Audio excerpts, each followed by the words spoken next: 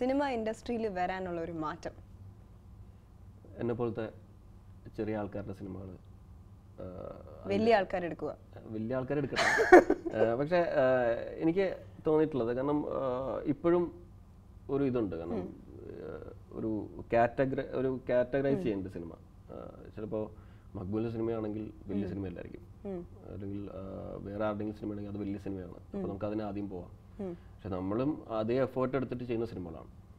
വലിയ സിനിമ ഉണ്ടാക്കുന്നതിൻ്റെ അതേ എഫേർട്ട് ചിലപ്പോൾ കുറച്ച് കൂടുതലായിരിക്കും, കുറച്ച് ടെൻഷൻ, അവർ റിലാക്സ്ഡ് ആയിട്ട് ചെയ്യുമ്പോൾ നമുക്കിവിടെ ഫണ്ടിൻ്റെ കുറവൊക്കെ കൊണ്ട് നമ്മൾ ടെൻഷൻ അടിച്ച് തീർക്കുന്ന സിനിമകളായിരിക്കും. പക്ഷേ ഒരിക്കലും എവിടെയും കോംപ്രമൈസ് ചെയ്യാറില്ല. നമുക്ക് മനസ്സിലുള്ള, ഇപ്പോൾ ഡയറക്ടറിന് മനസ്സിലുള്ള സിനിമ അങ്ങനെ തന്നെ ചെയ്യണമെന്നാണ് അയാളുടെ ആഗ്രഹം.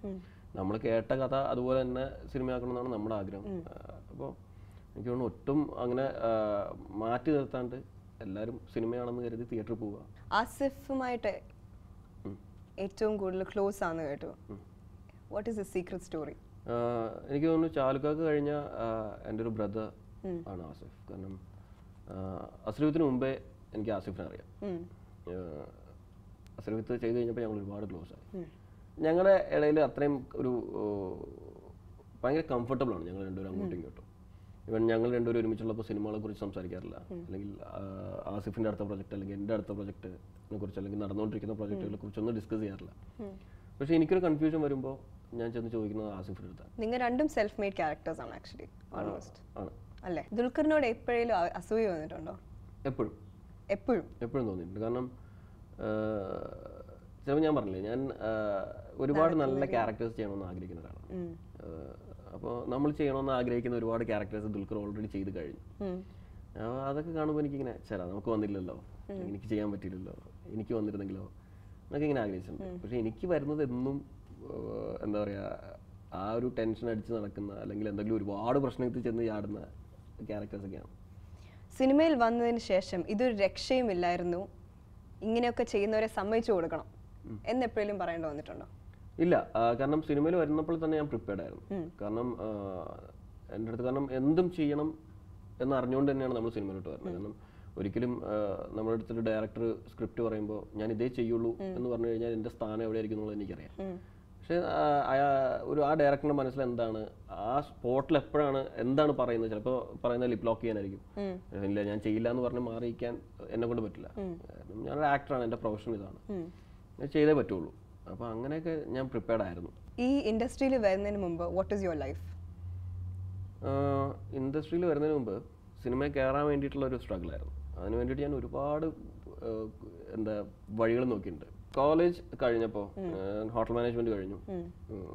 അവൻ്റെ അടുത്ത് പറഞ്ഞു, ഞാൻ പറഞ്ഞു ഹോട്ടൽ മാനേജ്മെന്റ് ഒരു സെക്കൻഡ് ഇയർ ആയപ്പോൾ കഴിഞ്ഞ് ഞാൻ വീട്ടിൽ വിളിച്ച് പറഞ്ഞു, ഞാൻ കോളേജിൽ നിന്ന് തന്നെ വീട്ടിൽ വിളിച്ച് പറഞ്ഞു, എന്നെ കൊണ്ട് പറ്റുന്ന പണിയാണെന്ന് എനിക്കറിയില്ലത്, എനിക്ക് എല്ലാം കൂടി തലവേദനയ്ക്കുണ്ട്, എനിക്കിപ്പോൾ തന്നെ ഓർത്തിട്ട്. കാരണം അപ്പം തന്നെ നമുക്ക് പ്രാക്ടിക്കൽ ക്ലാസ്സസിലൊക്കെ ഇങ്ങനെ അറ്റൻഡ് ചെയ്തിട്ട് നമുക്കറിയാം, ഒരു ഡിഷ് ഉണ്ടാക്കുമ്പോൾ ഞാൻ പറയും എനിക്ക് എന്നെ കൊണ്ട് പറ്റില്ല, ഞാനൊക്കെ ഡിഷ് ഉണ്ടാക്കി ഞാൻ ഹോട്ടൽ 3-ാമത്തെ ദിവസം പൂട്ടും എന്നുള്ള കാര്യം എനിക്ക് ഉറപ്പാണ്. അപ്പോൾ അത് കഴിഞ്ഞപ്പോൾ ഞാൻ വീട്ടിൽ വിളിച്ച് പറഞ്ഞു എനിക്ക് സിനിമ മതി. ഞാൻ അത് കഴിഞ്ഞിട്ട് കോളേജ് കഴിഞ്ഞപ്പോൾ എൻ്റെ അടുത്ത് പറഞ്ഞു കുറച്ച് ജോലി ചെയ്തിട്ട് എക്സ്പീരിയൻസ് ഉണ്ടാക്കുക, അത് കഴിഞ്ഞിട്ട് നമുക്ക് സിനിമ നോക്കാം. അപ്പോഴും ഞാൻ നോക്കിയത് എങ്ങനെ സിനിമയിൽ കയറാം എന്നുള്ളതാണ്, ത്രൂ ഹോട്ടൽ മാനേജ്മെന്റ്. അപ്പോൾ എനിക്ക് 2 ഓപ്ഷൻസ് ആയിരുന്നു. ഒന്ന് ഗ്രീൻ പാർക്കിൽ ജോലി ചെയ്യാം, അല്ലെങ്കിൽ താജിൽ കൊച്ചിയിൽ ജോലി ചെയ്യാം. Green park. അപ്പോൾ ഞാൻ ചെന്നൈയിൽ പോകുന്ന സമയത്ത് ഗ്രീൻ പാർക്ക് എന്ന് പറഞ്ഞു കഴിഞ്ഞാൽ ഒരു സെലിബ്രിറ്റി ഹോട്ടലാണ്, ശരിക്കും പറഞ്ഞാൽ സിനിമ ഹോട്ടലാണ്. അവിടെ ഓരോ സെക്കൻഡിലുമാണ് ഓരോ സ്റ്റാർസ് വന്നിറങ്ങുന്നത്, ഓരോ വലിയ ഡയറക്ടേഴ്സ് വന്നിറങ്ങുന്നത്. ഞാൻ പറഞ്ഞു അവിടെ ചെന്ന് കഴിഞ്ഞാൽ ചാൻസും ചോദിക്കാം ജോലിയും ചെയ്യാം. എന്നെ നേരെ ഗ്രീൻ പാർക്കിൽ പോകുന്നു.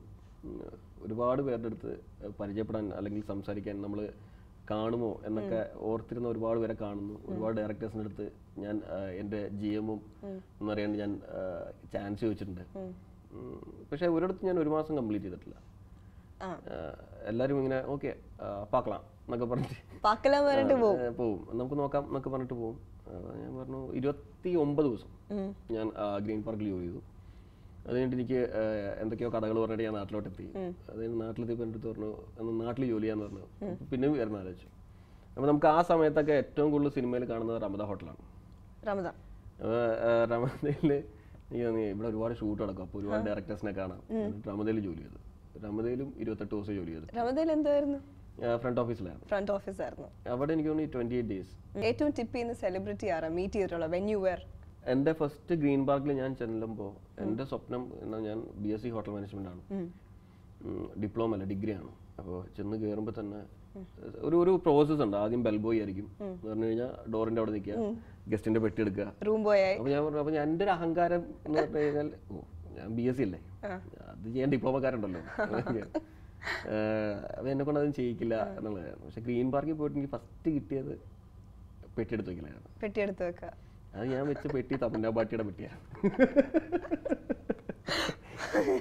ഞാൻ എടുക്കുന്ന പെട്ടി തമന്നയുടെ പെട്ടിയാണ്. അന്ന് നമ്മളൊക്കെ ഇങ്ങനെ ടിവിയിലൊക്കെ കണ്ടിട്ട് അന്ന് വിട്ട് നിൽക്കുന്ന മാൻ തമന്ന എന്നൊക്കെ പറഞ്ഞു നടക്കുന്ന ഒരു അവസ്ഥയിൽ ഞാൻ ആദ്യമായിട്ട് ചുമക്കുന്ന പെട്ടി തമന്നയുടെ പെട്ടിയാണ്. സെൽഫി എടുത്തോ പെട്ടിയും സെൽഫിയാണ് അന്നത്തെ അവസ്ഥയാണ്. അപ്പൊ ഞാനിങ്ങനെ മനസ്സിലാലോചിച്ചു, ഇന്ന് ഞാൻ ഈ പെട്ടി ചുമന്നു, പിന്നെ വൈകാണ്ട് ഞാൻ നിന്റെ കൂടെ അഭിനയിക്കും.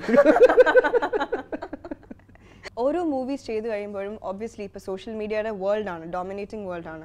അവരൊത്തിരി റിയാക്ഷൻസ് വരും, terrible, both good and bad. അതെങ്ങനെയാണ്, how do you overcome cope up with it? അതിന് ഒരു സിനിമ റിലീസ് ആവണമെന്നൊന്നുമില്ല. നമ്മൾ സിനിമ നടനാണെന്ന് അറിയുമ്പോൾ തന്നെ ആ ടാക്സ് തുടങ്ങും. കാരണം സോഷ്യൽ മീഡിയ നമുക്ക് രണ്ട് രീതിയിൽ യൂസ് ചെയ്യാം. കാരണം ഒരൊറ്റ അഭിപ്രായമുള്ളൂ. കാരണം നമ്മൾക്കൊരു സിനിമ ചിലപ്പോൾ ഫസ്റ്റ് 2 ദിവസം മോശമായിട്ട് നിൽക്കുന്ന സിനിമയായിരിക്കും 3ാമത്തെ ദിവസം ഹിറ്റാവുന്നത്. കാരണം ഈ സോഷ്യൽ മീഡിയ ഒക്കെ വരുന്നതിന് മുമ്പ് ആൾക്കാർ ഇതിലൂടെ അഭിപ്രായങ്ങൾ അറിയുന്നതിന് മുമ്പ് തിയേറ്ററിൽ പോയി കണ്ടിരുന്ന സമയത്ത് ആ ഒരു ഫീൽ ഉണ്ടായിരുന്നു. കാരണം നമ്മൾ നന്നായിട്ടും ഓടാത്ത പല സിനിമകളും 3ാമത്തെ ദിവസം അല്ലെങ്കിൽ 4ാമത്തെ ദിവസം കയറിയ സിനിമകളുണ്ട്. എനിക്ക് തോന്നുന്നു നല്ലത് മാത്രം സിനിമകളെ കുറിച്ച് എഴുതുക. കാരണം ഇതൊരു ഒരുപാട് പേരുടെ കഷ്ടപ്പാടാണ്, ഒരുപാട് പേരുടെ സ്വപ്നങ്ങളാണ്. കാരണം ചിലപ്പോൾ നഷ്ടം സംഭവിക്കുന്ന 2-3 പേർക്ക് ഉണ്ടാവുള്ളൂ. ഒരു കമന്റ് കൊണ്ടിട്ട് അവർക്ക് നഷ്ടപ്പെടുന്ന ഒരു 5 മിനിറ്റ് ആയിരിക്കും. പക്ഷെ നമുക്ക് നഷ്ടപ്പെടുന്ന ഈ 1-2 മാസം 3 മാസമായിട്ട് നമ്മളൊരു പ്രീ പ്രൊഡക്ഷൻ ടൈം അല്ലെങ്കിൽ ഷൂട്ടിങ്ങിന്റെ സമയത്ത് അല്ലെങ്കിൽ പോസ്റ്റ് പ്രൊഡക്ഷന്റെ സമയത്ത് നമ്മളെടുത്ത് അത്രയും എഫേർട്സ് ആണ് ഒരൊറ്റ നിമിഷം ഒറ്റ കമന്റിൽ ഇല്ലാണ്ടാവും. Well, all the best. Obviously, you're a hard-working personality and a self-made man. You will overcome all obstacles and എത്തുമെന്ന് പ്രതീക്ഷിക്കാം തന്നെ. ഒരു സൂപ്പർ സ്റ്റാർ. തീർച്ചയായിട്ടും. സൂപ്പർ സ്റ്റാർ നല്ലൊരു നടൻ. Thank you lots for coming for the show. മേഘരാഗമിടറുന്ന വേളയിലെ ഏകതാരമായി